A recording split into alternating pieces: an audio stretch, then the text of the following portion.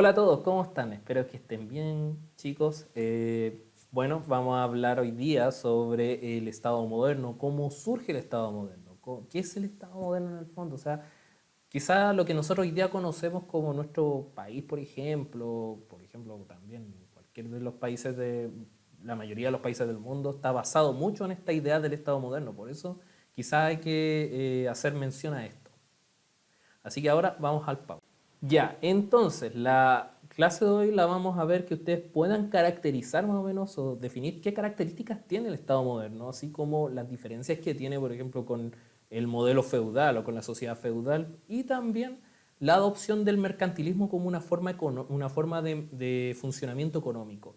Es decir, con estos elementos vamos a tener claro más o menos cómo funciona el Estado moderno desde esta época y quiénes son sus actores o quiénes son sus representantes más importantes. Aquí más o menos vamos a hacer un ejercicio relacionado con las primeras preguntas que salen en la guía.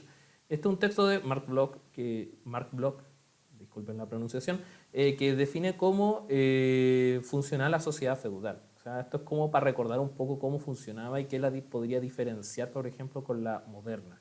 O sea, recordemos aquí, por ejemplo, que el modelo feudal funcionaba bajo el amparo de un señor feudal, o sea, al que le declararan protección, o sea, tenían que protegerlo, pero también el mismo señor feudal obviamente protegía a estos siervos, pero estos siervos tenían que trabajar, le tenían que brindarle distintos apoyos, incluso también servir para la guerra en algunos casos.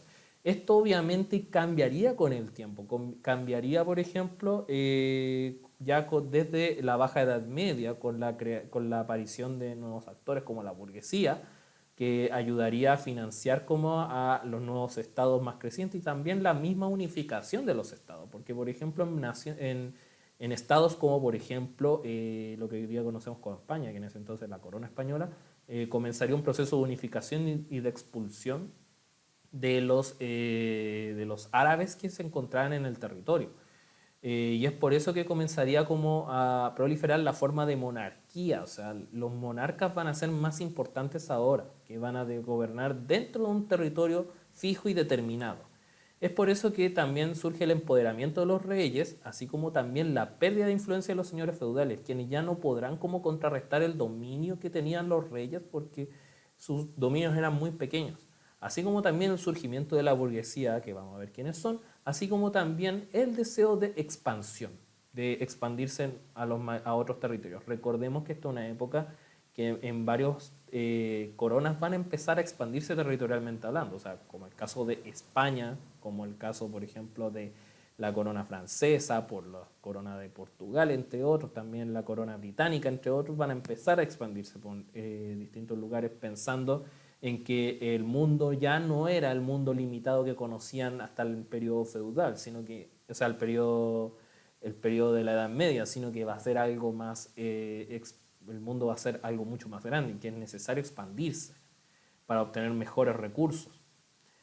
¿Qué hay que tener en claro? El concepto de Estado y el concepto de nación. Primero, el concepto de nación, de Estado, se habla de algo más político, de donde las personas que vivimos estamos bajo las mismas leyes o documentos, vivimos dentro de un territorio, así como también hay autoridades e instituciones definidas. Mientras que el concepto de nación se refiere a algo más cultural. Es una agrupación de personas que tienen ciertos elementos culturales que comparten como idioma, religión, entre costumbre incluso, también formas de relación. Y no necesariamente respetan los límites territoriales del Estado. Por ejemplo, cuando hablamos de Estado, por ejemplo, hablamos del caso de Chile. O sea, nosotros vivimos en un territorio súper delimitado en el cual los países extranjeros no tienen cierta posibilidad de participar en los asuntos internos del país o de influenciar decisiones y también nosotros nos gobernamos bajo una constitución.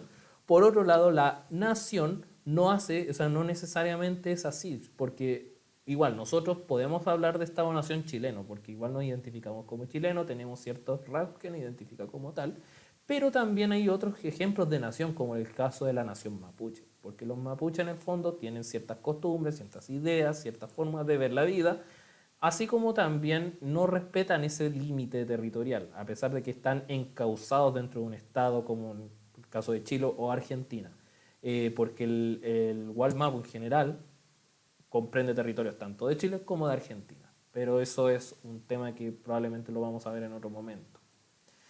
Es para hacer la diferenciación. ¿Qué características tiene el Estado moderno, que por lo menos empieza a surgir desde esta época? Tiene un territorio organizado que tiene una capital, o sea, un centro, en este caso Santiago, podríamos decir que es la capital de Chile, así como también los límites, tanto en lo militar como también lo aduanero y político. Es decir, por un lado tenemos que los militares defienden muy bien los ingresos al país, así como también hay formas de ingresar productos al país, así como también estos límites políticos sirven para que las leyes se apliquen solamente en el territorio que nosotros nos comprende y evitar incurrir en lo que sucede en otro país.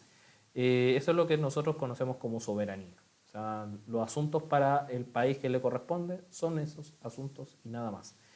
También aparte tiene una población unificada, es decir, que hay una población que posee ciertos rasgos culturales, como por ejemplo la misma lengua, la misma religión, así como también la imposición del poder. Es decir, el Estado tiene el monopolio del poder. ¿Qué es el poder? Se puede decir que el poder es como que el Estado pueda como dominar o pueda ejercer como el dominio de las leyes o el dominio de, de monopolio del poder dentro de las personas y así evitar de que estas personas puedan, por ejemplo, desbandarse o puedan gobernarse a sí mismas y por ejemplo, evitar de que, por ejemplo, mi vecino me agreda porque sí. O sea, si me agrede, obviamente yo puedo llamar a la policía, que es el brazo armado del Estado, para poder como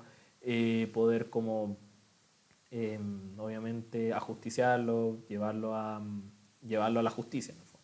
Y por otro lado tenemos la centralización administrativa, que, o sea, que aquí basada en la soberanía, es decir, que todos estamos sometidos a una misma obediencia, en este caso el Estado en general, se institucionaliza el poder, es decir, se crean instituciones como por ejemplo, no sé, pues el Congreso. En Chile nosotros tenemos el Congreso, que es el poder legislativo, o también la figura del presidente, que es el poder ejecutivo, así como también la creación de un ejército profesional y permanente que va a ayudar a como mantener el orden, o por ejemplo los límites del Estado, o también utilizarse en caso de guerra, así como también utilizar la diplomacia para poder negociar con otros estados también, en caso de que haya algún problema, y así como también tener sistema económico propio, en este caso un sistema que podamos acuñar nuestra propia moneda, así como también un pago de impuestos. Esas son todas las características del Estado moderno. Se parecen muchas a lo que nosotros vemos hoy en día, y eso es súper obvio porque el Estado moderno de esa época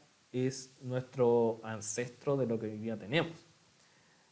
¿Qué importancia tiene la burguesía? La burguesía es como hoy día vendrían siendo los empresarios, que en el fondo son una clase económica que no era ni nobleza ni bajo pueblo, sino que ni siquiera eran clero, sino que era una clase dedicada a la compra y venta de productos, eran comerciantes y se dedicaban a comerciar con otros bienes con otros lugares y buscaban bienes para después venderlos en Europa y así.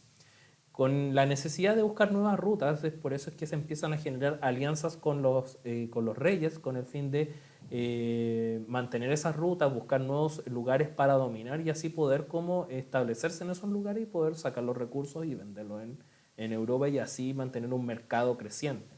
Es por eso que el Estado empieza a enriquecerse a base de impuestos y los burgueses pudieron tener la libertad de comerciar. ¿Qué pasaba aparte de eso? Esta reactivación sirvió para que ciudades-estado de Italia, por ejemplo, que serían las iniciantes dentro de este boom de la burguesía, pudieran florecer. Así como también después esta burguesía comenzaría a mostrarse en otros estados, como por ejemplo estados monárquicos como España o Francia. Ahí la burguesía comenzaría a tener un papel bastante más importante de a poco. O sea, más presencialmente en Francia, en Inglaterra y así, en España no tanto. Vamos a verlo después, ¿por qué no? Aparte de eso hay que tener en claro las divisiones de tipos de monarquía. Hay una monarquía que es la absoluta, que es la concentración del poder dentro de una sola autoridad, que en este caso es el rey, quien el rey tiene la facultad de gobernar, de establecer leyes, de recaudar impuestos, así como también formar el ejército.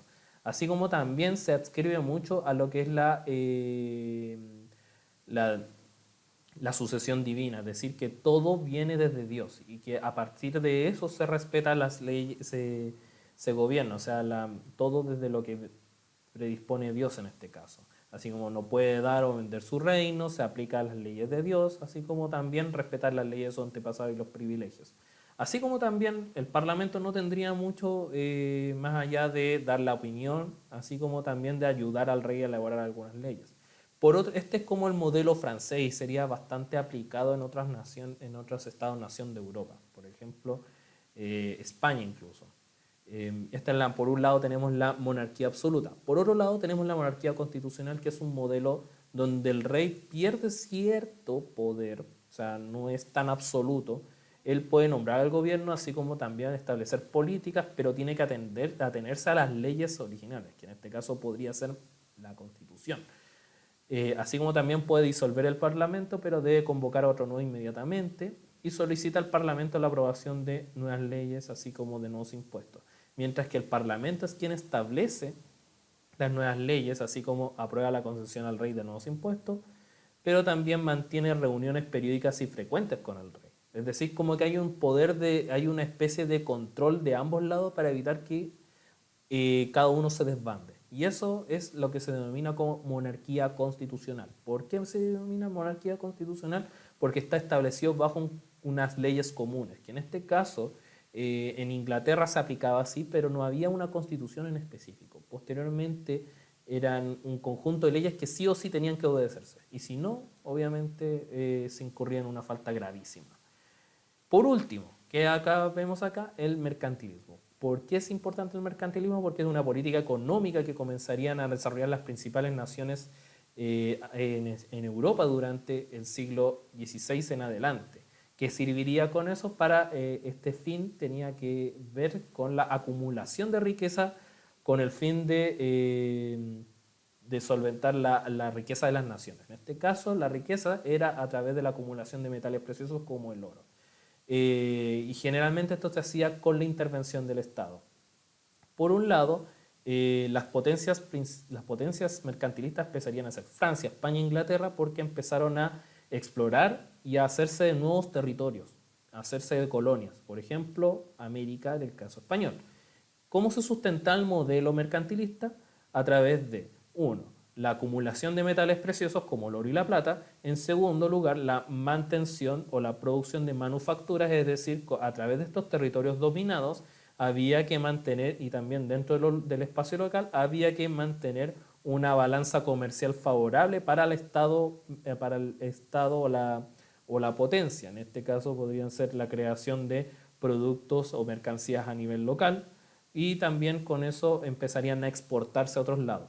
Requería también sí un Estado fuerte y regulador, es decir, en este caso, por eso funcionaban más en las monarquías en este caso, y es por eso que el rey mantenía una intervención directa dentro del funcionamiento de la economía, y por otro lado impuso una balanza comercial favorable. Siempre era a favor de en este caso, las exportaciones debían superar a las importaciones. Con esto obviamente se aseguraba que las potencias pudieran ganar mucho más y pudieran ganar mucho más con el tiempo. Y esto hizo de que el rey pudiera obtener un poder absoluto, así como también aumentar el poder de este en los territorios dominados. Pero también hizo de que muchos de estos estados comenzaran a tener rivalidades, porque obviamente se empezarían a disputar los territorios. Es por eso que América empezaría a ser tan apetecida tanto por las coronas inglesas o francesas y otros tantos también. O también incluso sería blanco de piratas incluso, o de corsarios que serían enviados por las coronas a hacer como acabar con estas rutas comerciales que impondrían, por ejemplo, los españoles con América. Y con esto terminamos la clase de hoy. Espero que haya quedado claro. Y cualquier duda o consulta me la hacen llegar. De ahí también voy a subir una explicación más o menos cómo hacer la última actividad de la guía. La voy a subir al Instagram. Y también la voy a explicar durante la llamada para que ustedes la tengan claro. Así que eso, chicos. Estamos en contacto y nos vemos.